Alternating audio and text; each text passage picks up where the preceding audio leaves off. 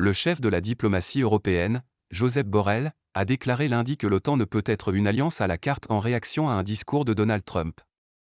En campagne pour l'investiture républicaine, l'ex-président américain a sous-entendu qu'il pourrait refuser de venir en aide à un pays membre en cas d'attaque de son territoire.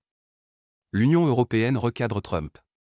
L'OTAN ne peut être une alliance à la carte, a estimé lundi 12 février le chef de la diplomatie européenne Josep Borrell, réagissant aux propos de Donald Trump qui a évoqué la possibilité de ne plus défendre les pays de l'Alliance dont la contribution financière est insuffisante. Soyons sérieux. Soyons sérieux. L'OTAN ne peut être une alliance à la carte, a lancé Josep Borrell avant une réunion ministérielle de l'UE à Bruxelles. À l'époque où nous vivons, une alliance militaire ne peut fonctionner au gré de l'humeur du président des États-Unis, ce n'est pas, oui, non, demain, non, ça dépend. Allons.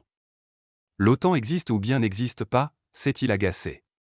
Durant cette campagne électorale américaine, nous allons voir et entendre beaucoup de choses, ne comptez pas sur moi pour commenter toutes les idées stupides qui s'exprimeront lors d'une campagne nationale aux États-Unis, a-t-il averti.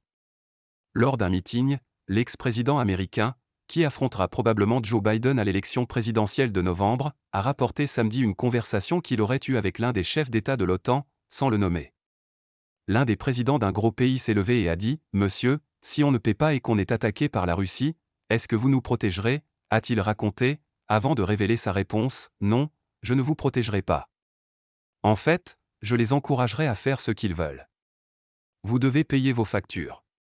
L'OTAN est capable de défendre tous les alliés. » Joe Biden a réagi vivement, le fait que Donald Trump avoue qu'il compte donner le feu vert au président russe Vladimir Poutine pour davantage de guerre et de violence, pour continuer son assaut brutal contre une Ukraine libre et pour étendre son agression au peuple de Pologne et des États baltes est affligeant et dangereux, a-t-il déclaré dimanche.